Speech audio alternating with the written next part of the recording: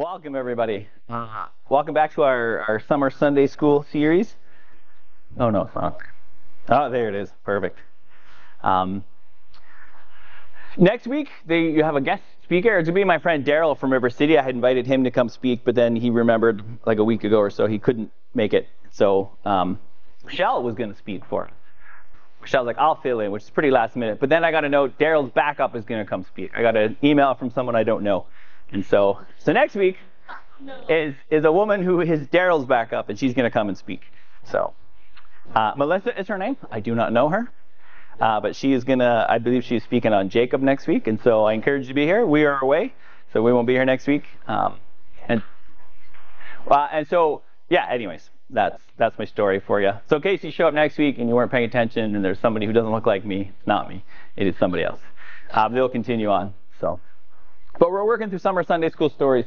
And of course, you know, the story of Noah and the flood and the ark is kind of a classic Sunday school story for sure. Right? And it's a story, right?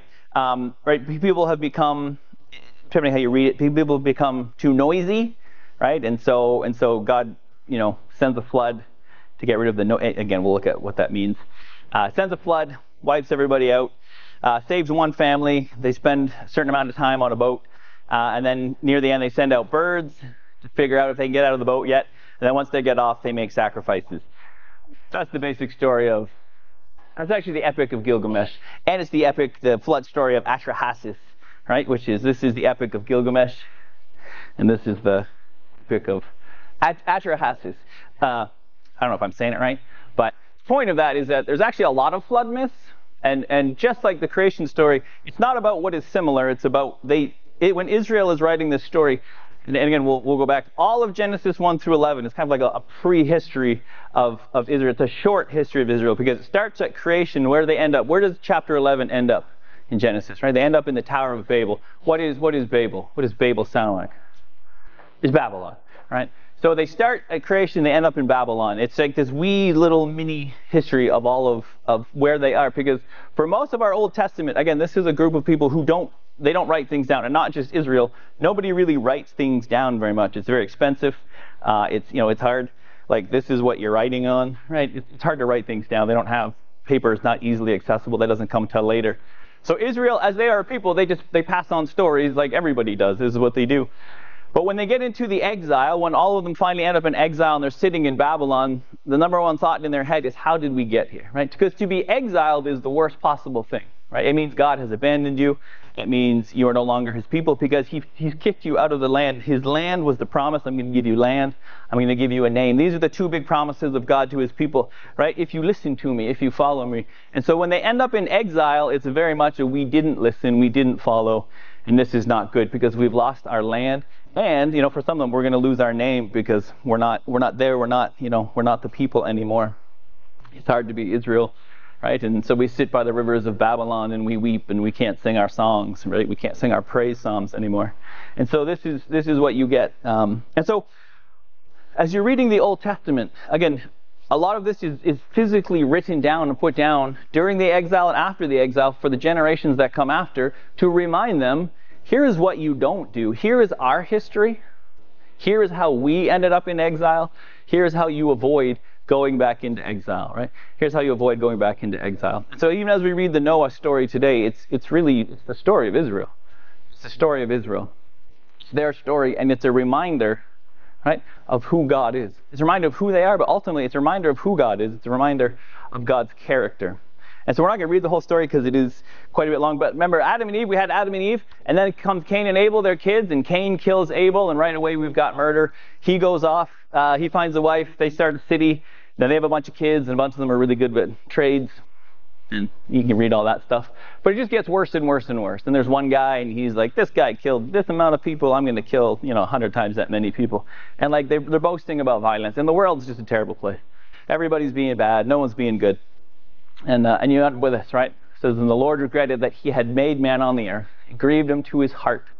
So the Lord said, I will blot out man, whom I've created from the face of the land. Man, animals, creeping things, birds of the heavens.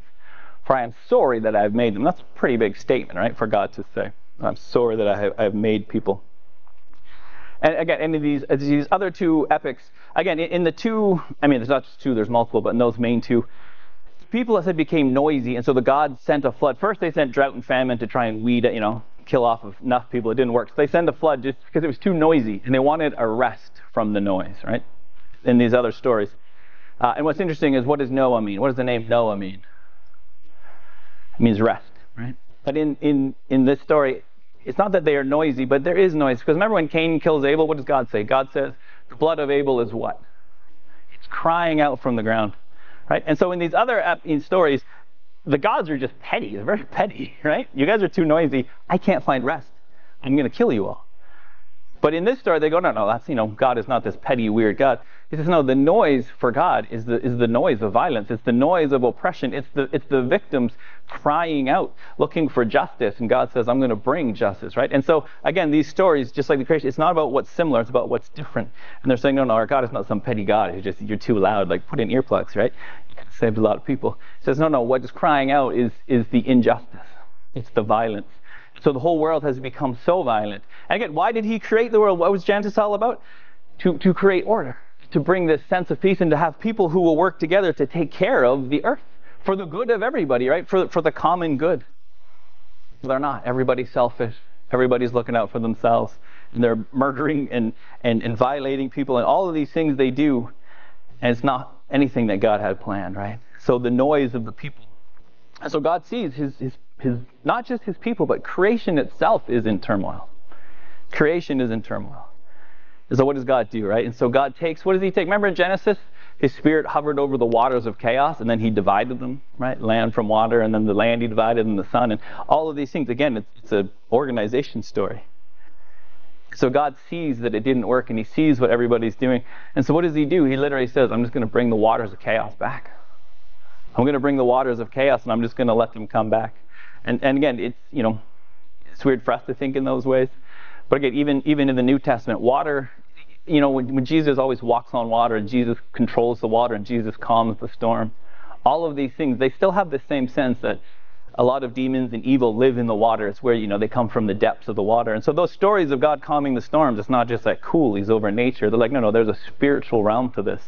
Because it's in the water always, right? There's a fear of water. And so God unleashes the chaos back. And he brings it back. Because he regrets. And here's the thing about that, right? We need to take something from there. And what is that? Well, God regrets.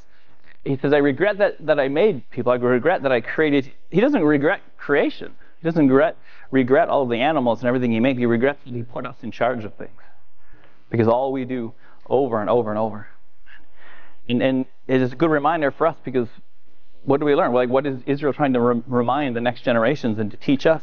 It says that God will not stand for that, right? Like, God hates what is happening. God hates that evil. And again, that's all through like over and over. Even in the New Testament, right, there's 7 things God hates, and all of these things. And what is it? It's always violence. It's always oppression. It's always injustice. All the way through the Old Testament, when Israel keeps failing, he sends prophets. And what do they say? They go, guys, you're doing the religious thing really well, but you're actually not. You're not fighting for justice for the oppressed. You're not inviting people to your table. All of these things. He says, this is what I want you to do, right? Like, I don't want you to just be good religious people. I want you to take care of each other. I want you to take care of creation, right? I want justice to flow like a river. This is who God is. And so he hates that there's evil. To fear the Lord, to know the Lord, is to hate evil. And God does. And we do too. Like, it's not hard. If you ever read the news, who's ever read the news? We've all read the news. Right? It's sad. It's hard to watch the news. It's hard to read the newspapers. Why? Because every time you open it, there's something terrible has happened. And now it's overwhelming. Like the small group last week, right? Why is there so much suffering? Why would God allow this suffering? And it's a question people ask because there's so much suffering. It's really hard to not see the suffering going on in the world. And God hates it. It grieves his heart. And he regrets it. Think about that statement. God regrets that he made us. That's a pretty big statement. But evil, right? Why? Because evil corrupted, sin corrupted the world. And we weren't taking care of it. We certainly weren't glorifying God through what we were doing. And that's good for us to remember. And for Israel, as they're reading this story, that's something they take. Hey, well, how do we end up here? Well, because this is what we did. This is how we lived. This is who God created us to be, but this is how we lived. And that's definitely part of it. But the part that for Israel is this is the key part of this story, is that he doesn't give up on them. Who does he find? And all he goes, the whole world's evil, everybody's evil.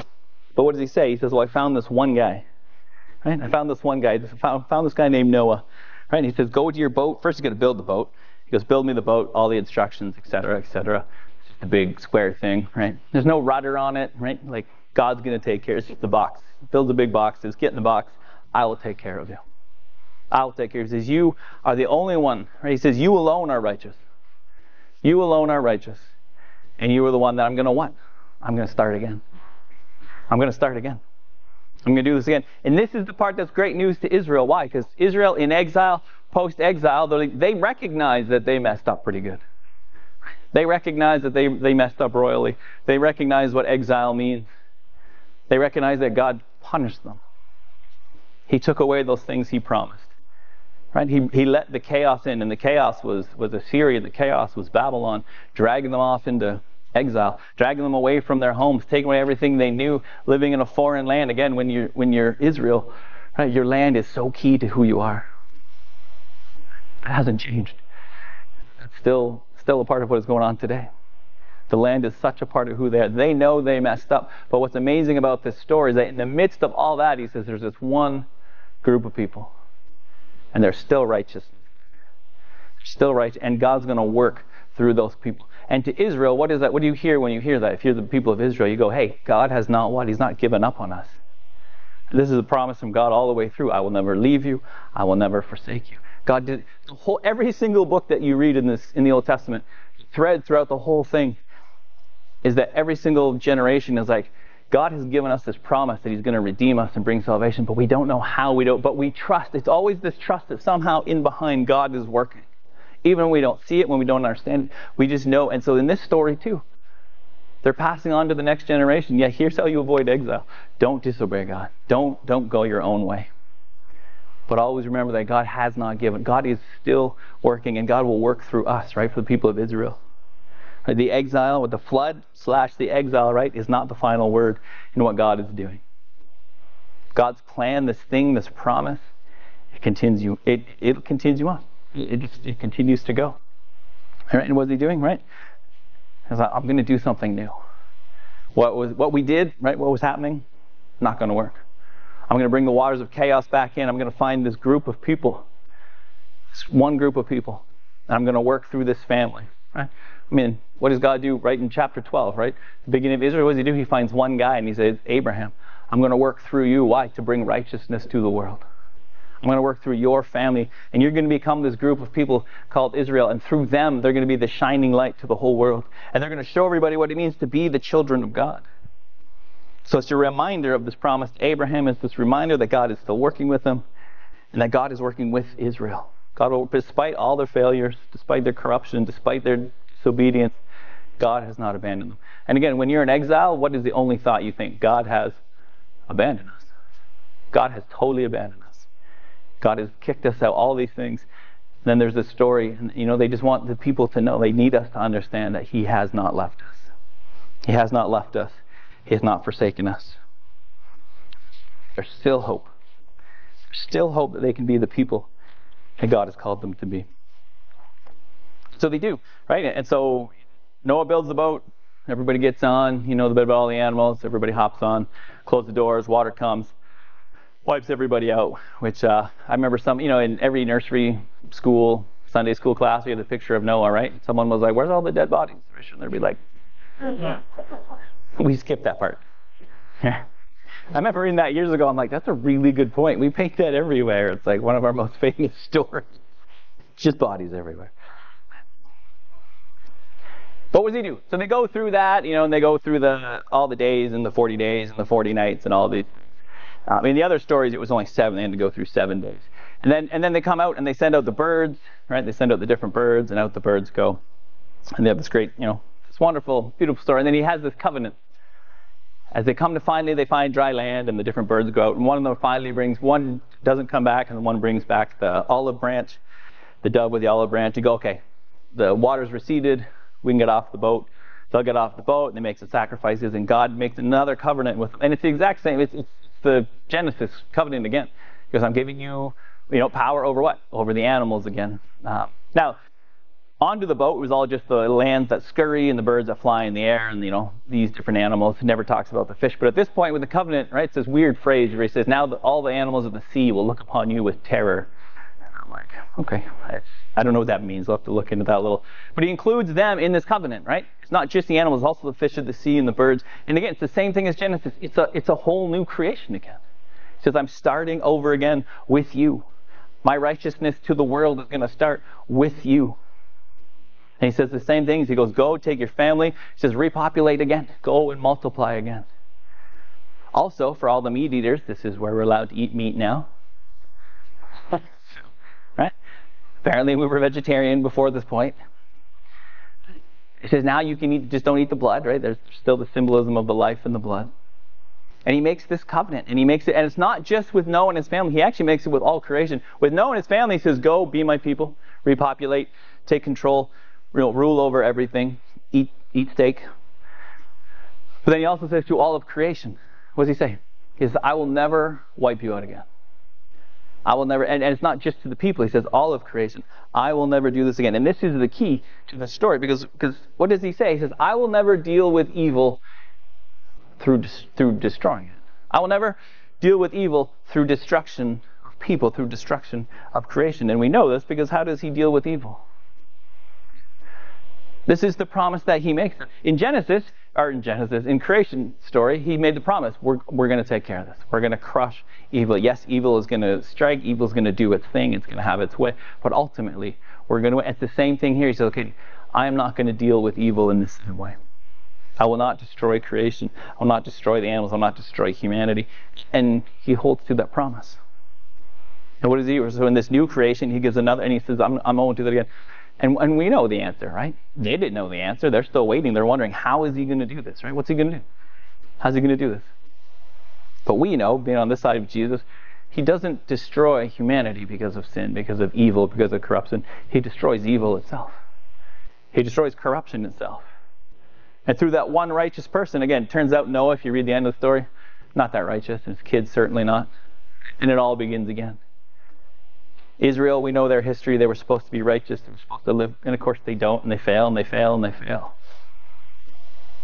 So what does God do? God does just like the Noah story. They don't recognize this, but what does he do? He says, I have found someone who is truly righteous. And it is through that person. It is through that person that what? That I'm going to bring about. I'm going to end the chaos. I'm going to end the evil. I'm going to end the corruption and the destruction. I'm going to destroy both sin and the wages of sin, which is death. I'm going to destroy both of these things. But not through natural ways. Through Jesus, not through floods, not through fire. Through Christ himself. This is what he does, right? Because again, in the garden to Adam and Eve, right, what was the problem? What did they say? They said, in the garden, they said, not your will, but mine. And then Jesus in the garden says the exact opposite. He goes, not my will, but yours. Adam and Eve were not righteous. Noah wasn't righteous. Turns out Abraham not that righteous. Turns out nobody's that righteous. God finds that one perfect person who says, not my will, but yours. And then we get a whole new creation in Jesus. Like the old is gone, the new has come. And there's this promise that everything has now been restored. It's not yet perfect. It's still coming. But everything is moving in that direction. It is a whole, even in John, right? They think Jesus is the gardener. And, I think he throws that in to make the point. They're back in the garden, and he is the gardener once again. And this is the new creation once again. And that's all the way through the New Testament. You are a new creation. You don't belong to this world. Now you're a citizen of heaven.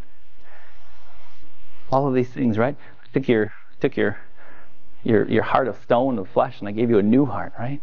And a new spirit. All of this, right? When he's talking to Nicodemus, right? It's everything is new. You got to be born again, because in Christ everything is new. Sin is gone. The power of sin, the power of death, all of this is gone. And again, this is, of course, for us, we know this, the promise that Israel's holding out with Noah. When they read the Noah story, they're like, oh man, yeah, we understand we messed up royally. But we're so looking forward to how is God going to do this? How is God going to answer this? How is he going to destroy evil? And we are blessed that we get to know it was through Christ. Through his sacrifice. Not through destroying something else, but God himself coming into our world and giving his own life. Not taking life, but giving his own life. He finds life.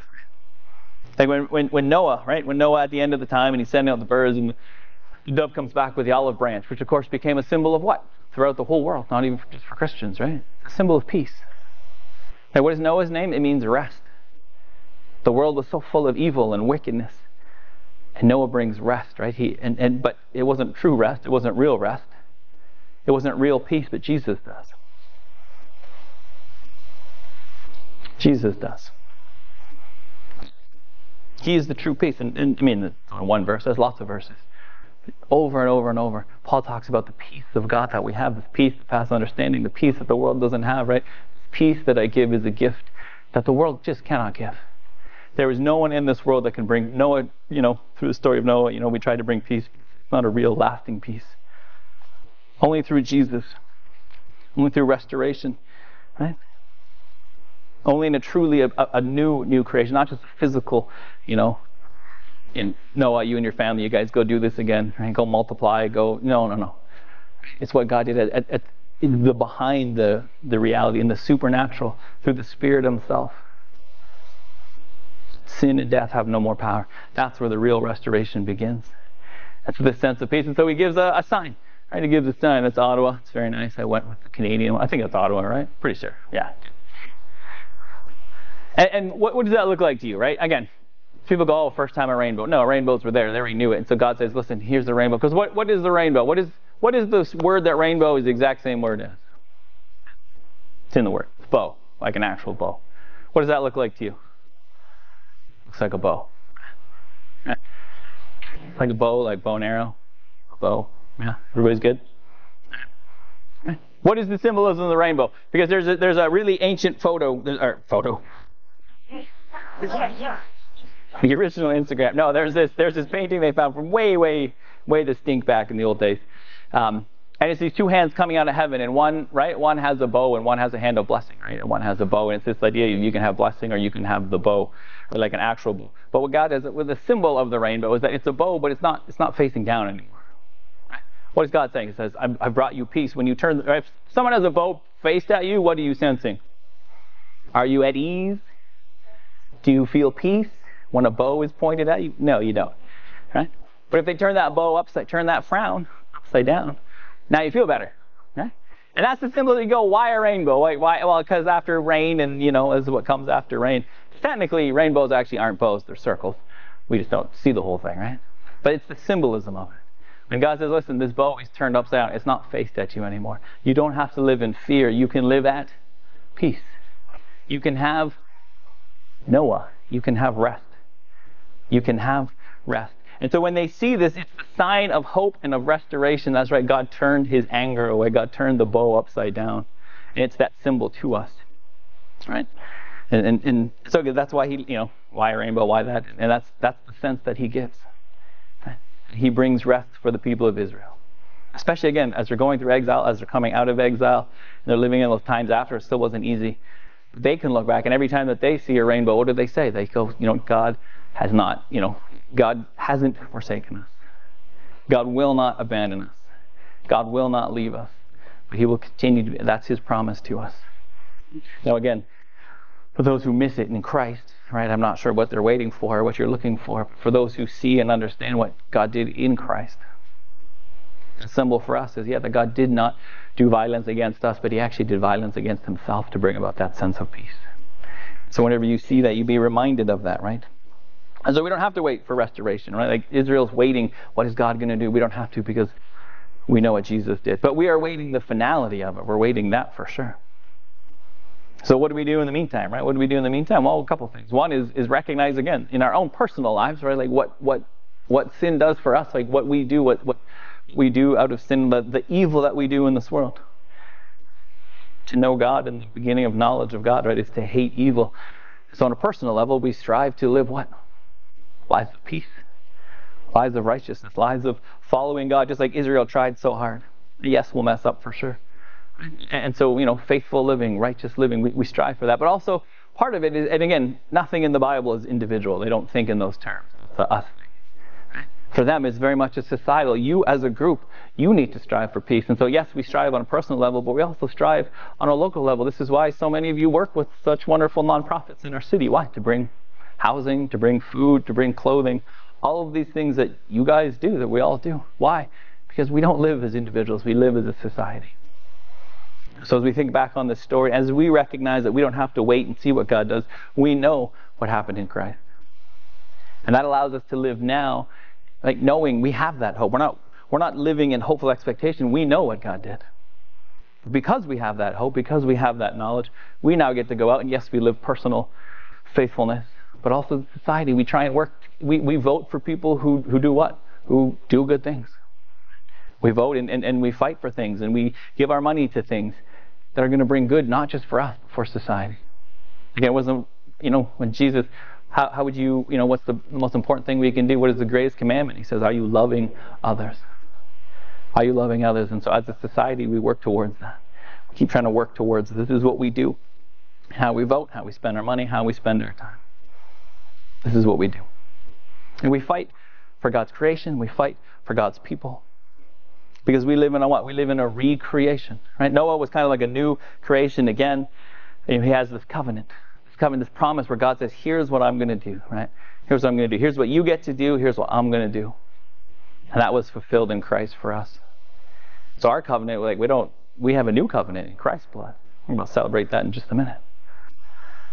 And that covenant is, we had to do nothing. We couldn't do anything. But Jesus did. But we live in that covenant. And living in that covenant, knowing we can't do anything to bring about our own salvation. Christ did that for us. God did that for us. So what do? Well, we live lives of peace. We live lives of righteousness.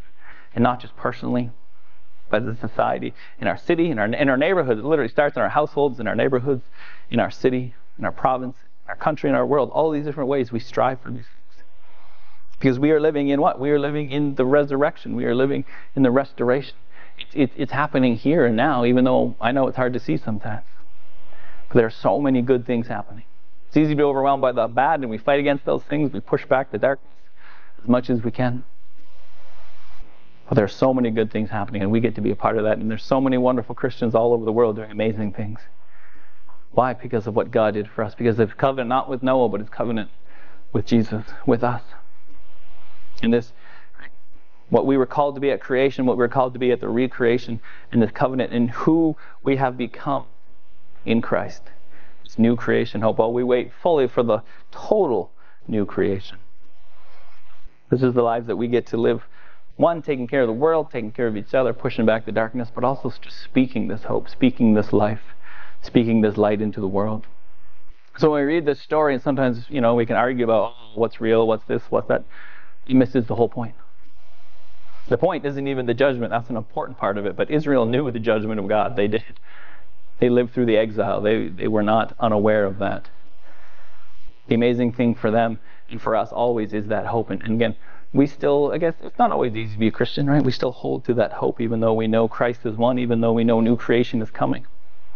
It's not always easy. So we still cling to that hope. But not in the way that they had no idea. They were looking into the darkness of the future and knowing that God was in control. We don't have to live that way. So we get to go into the world. Why? Because there are a lot of people who are living like Israel going, I think there's something better coming. I don't know what it is. So we get to be those people. We get to go into the world and we get to talk about what that hope is and what it means for this world. We get to be the people who bring, the dove who comes back and says, yes, God is the one through Christ who brings true peace, who brings life, who brings all of these things, who push back on the chaos and the darkness. This is our story, right? Noah's story is Israel's story, which is also the story that we're a part of. And so we get to keep living this out. And I know if you grew up in the 80s, there's a big question of, okay, God's not going to flood the world again, but God's going to bring nuclear war, right? Anybody grew up with that? Am I alone in this, right? That's how God's going to do it. No, God said, when I deal with evil the next time, it's going to be through my son. Through taking on evil, through absorbing that and putting death to it. Our world, who knows? The sun's gonna explode at some point, so sleep well tonight. Just kidding. You have like 1 billion years. It's a long time before the sun explodes. An asteroid could hit us. That could come way sooner. No idea about that. Although I saw a documentary where they mined it, cracked it in half, and went around. How the world's going to end is not the point of the story, right? But it's all you're going to think about now. The point of the story is what, is that hope that we hold to, which is Christ. And that's what we're about to come and celebrate. Because this is what we celebrate every single week, is that we don't have to look forward to that hope. We look backwards and we recognize and we know we have that hope. We're not clinging to what is God going to do and how is he going to do this. We are fully aware what God has already done. Now we just get to live in the reality of that as we wait for the fullness of the kingdom to come. And so that is the Noah story. Again, you should go and read the whole thing. It's just too long to sit and read together, but I encourage you to go and read it and work through it. But I hope that that's what you take away.